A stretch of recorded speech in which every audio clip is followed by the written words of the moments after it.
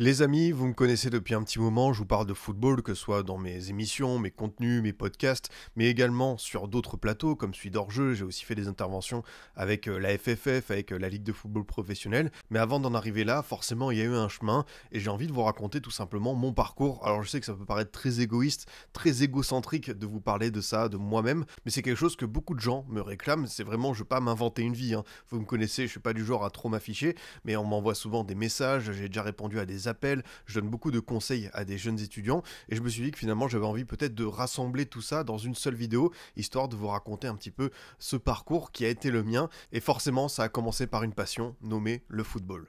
Comme beaucoup de petits garçons, cette fibre footballistique, elle vient de mon père, mon papa qui était un grand amoureux de football, qui regardait énormément de matchs, qui était un passionné notamment de l'équipe de France. Je me souviens que quand il y avait une Coupe du Monde ou un Euro à la maison, voilà, le temps se figeait, s'arrêtait presque. Et lui-même, quand il était plus jeune, il tenait des classeurs avec des fiches des équipes de l'époque. Et j'avais retrouvé ça un peu plus jeune. C'était notamment Platini, les Pays-Bas de Cruyff, tout ça. J'étais déjà fasciné d'avoir autant d'informations sur cette époque qui me paraissait vraiment lointaine. Et naturellement, c'est venu un peu petit à petit. Alors, j'ai pas été dans le moule directement, par exemple, j'ai pas de souvenir de l'équipe de France 98. Mon premier vrai souvenir de football, c'est la victoire de la France à l'Euro 2000, l'explosion de joie sur le but de Trezeguet. C'est la première connexion que j'ai en me disant ok, il se passe quelque chose d'important avec cette victoire, ce but qui propulse la France comme championne d'Europe. Ensuite, c'est venu en allant notamment aux entraînements au foot. Voilà, je m'y suis mis à 7 ans et puis naturellement, il fallait aller au stade. Quel meilleur endroit que le parc Lescure, le stade Chaban-Delmas pour découvrir ce sport. J'ai été abonné durant 15 ans, voilà, au Girondins de Bordeaux. Mon premier match au stade, c'est un Bordeaux-Monaco qui s'était déroulé en septembre 2001. Pour la petite histoire, c'était terminé sur un 0-0, donc même si le spectacle n'avait pas été grandiose, ma première idole, bien sûr, vu que c'était la star à l'époque au Girondins, c'était Pedro Miguel Paoletta. Et puis de fil en aiguille, voilà, j'ai continué un petit peu mon apprentissage, que ce soit sur le terrain et puis aussi avec la culture du sport en regardant pas mal de matchs. Et puis petit à petit, c'est venu. J'ai commencé aussi à avoir des lectures comme 11 mondial, France Football. L'époque où France Football, tenez-vous bien, sortait 2 fois par semaine, le mardi et le vendredi. J'achetais les numéros avant d'aller en cours et pareil, j'étais fasciné par le nombre d'informations qu'il pouvait y avoir dans un journal. L'apparition aussi de After Foot, quand c'est venu dans les années 2000, c'était aussi une petite révolution. On parlait de foot le soir après 22h, 23h. C'était aussi quelque chose de très innovant à l'époque. Puis bien sûr, ensuite, il y a eu l'apparition d'internet, les skyblogs, le fait de pouvoir échanger. Donc voilà, ma propre construction, elle vient de ce que mon père m'a transmis. Et puis ensuite, les médias traditionnels qui commençaient déjà à fournir beaucoup d'informations, que ce soit la radio, la télé ou la presse écrite. Petit à petit, dans ma tête, l'idée de devenir journaliste a germé. Évidemment, comme tout jeune joueur de foot, j'ai esquissé le rêve lointain de pourquoi pas devenir professionnel, mais dès 8-9 ans, j'avais bien compris que mon niveau était limité, donc on a rangé cette envie bien loin, et on s'est concentré sur les études. Le fait de vouloir devenir journaliste, ça implique quand même de faire une formation assez longue, donc moi j'ai fait un bac ES à l'époque, économique et social, avant de partir en licence d'histoire. Et il faut savoir que pour intégrer les écoles de journalisme, aujourd'hui reconnues par l'État en France, soit tu passes par un IUT, donc c'est direct juste après le bac à Cannes, Tours, Lannion, donc là tu peux y aller, mais je sentais que j'étais pas encore prêt. Du coup, je savais que si je faisais une licence dans n'importe quel domaine, ça peut être du droit, ça peut être LEA, ça peut être de la philo, de la biologie, etc. Moi, j'ai choisi l'histoire parce que j'adore ça, je suis un vrai passionné d'histoire, et puis je me suis dit que ça permettait d'avoir aussi un petit peu de culture générale, de structurer le récit comme on dit, et puis voilà, ça s'est fait naturellement ces 3 années en licence d'histoire à la fac, et lors de la 3e année, on se lance dans les concours. Donc moi j'avais ciblé 2 écoles, l'ESJ à Lille, qui est l'école la plus prestigieuse reconnue et qui a notamment un cursus sport. Il y a beaucoup de journalistes sportifs qui en sont sortis, donc je me suis dit que ce serait sympa d'y aller. Et puis chez moi, à Bordeaux, avec l'IJBA, c'est aussi une école qui est plébiscitée, avec de nombreux et excellents journalistes qui en sont sortis. À Lille, ça l'a pas fait. Par contre, à Bordeaux, j'ai pu intégrer l'école dès la première tentative, donc bingo. Me voilà en 2014, jeune journaliste en herbe, en apprentissage. L'école, comment elle fonctionne? C'est un master durant 2 ans. La première année, on touche un petit peu à tout, donc on fait de la presse écrite, on écrit des articles, on fait nos premières émissions radio, donc on apprend à poser sa voix devant un micro. Ensuite, on passe évidemment à la télé, devant et derrière, on apprend à tenir une caméra, à faire un petit peu de montage, puis comment est-ce qu'on se pose devant une caméra pour répondre à des questions, pour lancer des sujets, etc. Donc c'est vraiment un milieu où on est baigné dedans. Ces premiers mois ont été très instructifs pour se former, pour essayer de comprendre un petit peu l'environnement des médias, pour être aussi polyvalent, avoir plusieurs plateformes et essayer de se démarquer. Parmi ces 2 années à Bordeaux d'études à l'IJBA en école de journalisme, il y a eu quelques moments marquants. J'ai pu me rendre ainsi en Ukraine durant 10 jours avec 2 camarades, avec cette idée de faire un reportage, plusieurs reportages même, sur les liens entre le football, les ultras et la guerre. Un an avant, il y a eu les événements de Maïdan, donc voilà, la célèbre place occupée, avec beaucoup de conflits entre pro-européens et pro-russes. Et du coup, j'ai pu parler avec des leaders d'ultra, du Dynamo Kiev, aller voir des matchs sur place, visiter les stades de Kiev, de Kharkov. Et franchement, pour moi, c'était une expérience assez inouïe. Et ça m'a permis de m'ouvrir à d'autres types de football, avec derrière des questions de société assez importantes. Comment est-ce qu'on s'engage quand on est un ultra? C'est pour ça qu'on vous dit que le football n'est pas politique ou le football doit se limiter au terrain. C'est faux, il y a toujours des à côté et qui sont très importants dans la plupart des cas. La deuxième année, on doit se spécialiser. Il y a la presse écrite, la radio ou la télévision. Personnellement, j'ai choisi la radio parce que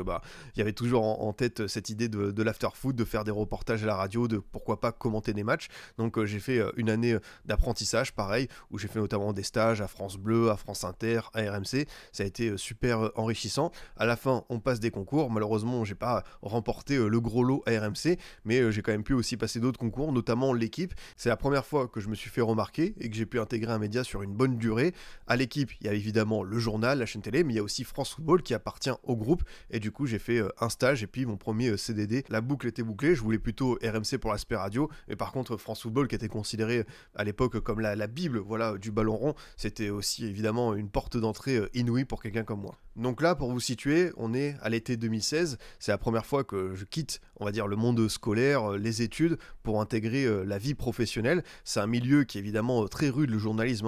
Pour savoir, il y a beaucoup de précarité. On n'est pas bien payé. C'est difficile pour les jeunes journalistes de se faire une place. Donc bien sûr, j'avais conscience de ça. Il y avait beaucoup d'enseignants, d'intervenants à l'école qui nous avaient prévenus. Pour se faire un nom dans le milieu du journalisme, il faut savoir être patient. C'est pas tous les jours qu'on a sa chance. Et surtout qu'on peut, on va dire, bien gagner sa vie. Je n'ai pas envie de vendre du rêve pour rien, c'est pour ça que je tiens un discours assez lucide et réaliste sur la profession. C'est un métier qui est compliqué au départ. Il y a beaucoup de jeunes journalistes, de confrères qui arrêtent parce que tout simplement ils ne trouvent pas de travail, mais à côté de ça, ça reste un métier de passion, un travail qui est beaucoup moins fatigant, notamment physiquement que d'autres, et sincèrement c'est un kiff absolu, vous en rendez compte, on est payé, on est rémunéré pour aller voir des matchs, pour suivre des compétitions. C'est ce que je me suis dit par exemple quand j'étais à voir un match de Ligue des Champions entre LOSC et Chelsea à Pierre-Mauroy il y a quelques années. C'est vraiment un boulot fabuleux, t'en rends compte, il y a beaucoup de gens qui aimeraient être à ta place, donc faut aussi le prendre en compte. J'ai eu la chance de suivre de grosses compétitions internationales, d'intervenir sur France Info pour évoquer en 2018 la Coupe du Monde et le sacre des Bleus en Russie. J'ai pu me rendre dans les différents stades de la Coupe du Monde 2019, pareil, un grand événement organisé dans ce pays.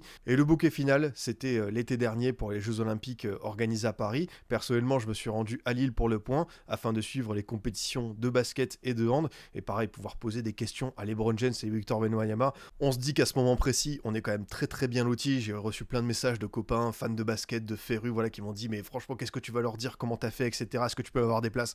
Moi je pouvais pas forcément faire la billetterie, mais pouvoir couvrir des Jeux Olympiques encore plus à la maison, je pense que c'est le Graal pour un journaliste sportif. Évidemment, il reste aussi un objectif, faire une Coupe du Monde à l'étranger, ce serait fou. On verra s'il sera peut-être en Amérique du Nord, qui sait. Mais quoi qu'il arrive, c'est un métier qui reste unique en son genre, et comme je dis, métier passion, c'est assez rare aujourd'hui et il faut savoir en profiter. Et moi voilà, j'ai eu un parcours un petit peu de baroudeur sur différents médias. J'ai bossé du coup à France Football durant 5-6 mois. Ensuite, je suis retourné chez moi à Bordeaux pour être du côté de Sud-Ouest. J'ai voyagé un petit peu partout dans la région. J'étais notamment à Agen, à Langon, à Arcachon, à Périgueux. Et puis par la suite, j'ai intégré goal.com, donc retour à Paris, avec un média en ligne où je traitais l'actualité du football. Je faisais des sujets, voilà, des fois un petit peu détaillés, anglais. C'est là d'ailleurs qu'est venue pour la première fois l'envie de faire du boulot sur les jeunes joueurs. J'avais notamment une chronique à l'époque qui s'appelait le carnet du scout. L'un des premiers joueurs que j'ai évoqué, ça doit être Jadon Sancho. Il y a aussi Lucas Paqueta et tout. Donc pour vous situer un petit peu l'époque, à goal.com, on traite aussi beaucoup de news, de mercato, un boulot qui était assez répétitif,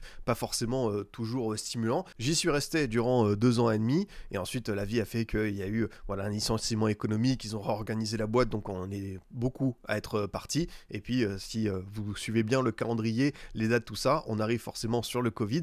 Donc là, c'est aussi un chamboulement parce que les compétitions sportives s'arrêtent, c'est pas évident de trouver du travail. Personnellement, j'ai pu rebondir, j'ai travaillé dans la communication scientifique, alors ça va en étonner beaucoup, je pense, mais c'était la période qui incitait à ça parce que voilà, il fallait bien gagner sa vie. Je me suis dit que le sport, le foot, le temps que tout ça reprenne de plus belle, on va se lancer dans cette aventure inédite. J'y suis resté 1 an. On arrive sur avril 2021. Petit à petit, on sort un petit peu du bois avec le retour de l'euro, les JO qui avaient été décalés d'1 an. C'est à ce moment précis que j'ai rejoint Le Point, qui est toujours mon employeur actuel. D'ailleurs, je tiens à souligner que Le Point a été classe parce que j'avais une espèce d'accord tacite avant justement le confinement, le Covid où il m'avait dit bah écoute, on est intéressé pour te prendre sur la période Euro et JO. Et puis un an après, il m'avait pas oublié. Du coup, on a d'abord fait des podcasts ensemble sur l'Euro. Puis après, j'ai commencé à couvrir les JO de Tokyo pour eux en faisant voilà le petit bilan de la nuit. Donc là, un travail nocturne qui a été assez intéressant à suivre. Et puis par la suite, voilà, je continue à écrire pour Le Point. On va dire un rythme de dizaines de papiers par mois entre des éditos, des rebonds, des analyses de matchs, etc. En parallèle de tout ça, des articles, des différents boulots dans le milieu du journalisme, des médias traditionnels. Vous n'êtes pas sans savoir que voilà, j'ai un pseudo sur internet qui s'appelle Scipion. Je me suis fait connaître sur Twitter, c'est une plateforme que j'utilisais à la base voilà, pour déconner avec mes potes de fac. Et puis après, j'ai découvert que c'était un lieu d'expression assez fou pour parler football, pour avoir des avis et surtout faire des blagues. Moi, j'étais plutôt connu pour ça au début, pour avoir voilà, pas mal de second degré pour me lancer dessus. Et puis au fil du temps, j'ai compris que c'était un réseau qui devenait peut-être un peu plus sérieux. Aujourd'hui, c'est sûr que Twitter c'est devenu un petit peu trop toxique, on va être franc entre nous. Petit à petit, j'ai eu une ascension, notamment la Coupe du Monde 2014, l'Euro 2016. Le compte Twitter a grandi jusqu'à compter plus de 100 000 abonnés. Donc moi, j'en suis ravi. Après, ça n'a jamais été une obsession, un objectif. C'est juste que c'est le réseau que j'utilise le plus et c'est là où je me sens le plus à l'aise pour échanger, pour interagir avec les gens. C'est là où j'ai pu me faire remarquer pour différentes opportunités. La première, ça a été bien sûr Kick-Off avec Alex de Castro, que je salue et que je remercie. Ça a été l'un des premiers à me laisser une chance, une opportunité de me faire connaître pour la première fois à visage découvert. Voilà, c'est vrai que entre les Twitter, l'anonymat, tout ça, donc je montrais pas trop ma tête avant, mais là du coup ça a été l'occasion de lancer ça juste après le Covid pour faire des émissions entre nous, du talk un petit peu le dimanche, chacun chez soi pour donner des avis, etc. Donc là c'est vrai que ça a été une première expérience très enrichissante. À côté de ça, je continuais à bosser pour Le Point. Après, j'avais pas non plus un rythme effréné, à coup de 10 papiers par mois. On a du temps libre pour bosser à côté et du coup je recherchais du travail complémentaire. L'équipe est venue me voir avec une opportunité intéressante, réaliser et monter des podcasts. Donc durant la saison 2021-2022, j'ai eu le plaisir de retourner à l'équipe, mais là pour le coup c'était seulement technique, on n'entendait pas ma voix et j'ai pu réaliser toutes sortes d'émissions. J'ai fait du foot, du football américain, du basket, du rugby, je crois que j'ai fait du golf aussi, et à chaque fois c'était super intéressant, très instructif, parce que voilà, j'ai rencontré plein de journalistes différents qui partageaient leur passion. On a notamment pu échanger avec Vincent Duluc qui est très sympa à côté de ça. L'équipe, ça se passait plutôt bien. Il faut savoir que j'habitais à Bordeaux, donc je faisais l'aller-retour dans la journée. Donc bien sûr au niveau de l'organisation, l'agenda c'était assez fatigant quand je savais que quand j'allais à l'équipe j'allais être KO sur un certain temps, parce que voilà, 4 heures de train plus une journée de boulot, c'était pas évident à digérer. Il s'avère qu'un jour, et ça a été un tournant, on va aller sur la partie un petit peu hors jeu,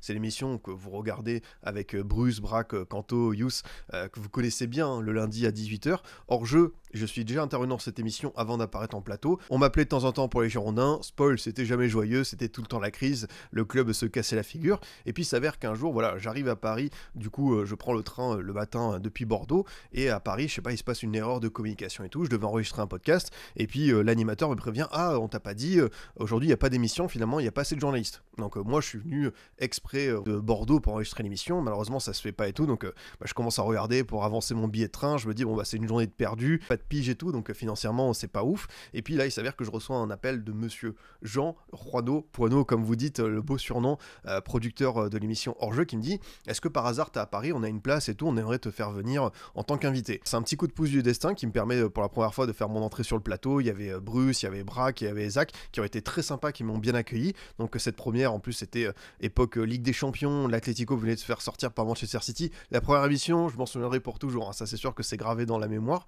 Du coup ça se passe plutôt bien, bon contact. Il faut savoir que depuis je ne suis jamais retourné à l'équipe pour les podcasts. La fin d'une aventure a été le début d'une autre, et pour moi Hors Jeu ça a été voilà, le début de quelque chose d'assez prodigieux. On a d'abord fait quelques émissions ensemble, puis on va dire qu'au moment de la Coupe du Monde 2022 au Qatar, c'est là où ils m'ont vraiment pris en tant que titulaire dans l'équipe, où j'ai pu suivre un petit peu le parcours de l'équipe de France. Et puis depuis je suis installé dans le roster, dans le 5 majeur. Donc je vous fais pas un dessin, bien sûr, Hors Jeu, immense aventure, une belle bande de copains. J'ai vraiment rencontré des amis là-bas. Il y a vraiment un bon feeling dans l'équipe. Souvent on dit devant, derrière la caméra il se passe des trucs et tout, c'est pas simple avec ces personnes-là. Non, vraiment Hors Jeu, le groupe vit bien, comme le dit l'expression. Et puis moi ça m'a permis voilà, d'échanger sur le plus long terme, de faire des vraies discussions, de vrais débats, quelque chose que j'avais pas forcément l'habitude en plateau. Même si j'avais cette formation de journaliste, la télé j'étais assez éloigné mine de rien par mon boulot. Moi j'ai surtout écrit des articles. Du coup ça fait un peu plus de 2 ans qu'on est ensemble, bientôt 3 ans que j'ai fait ma première émission, et je ne peux que souhaiter que ça continue ainsi, parce que vraiment Hors Jeu c'est c'est l'éclat total.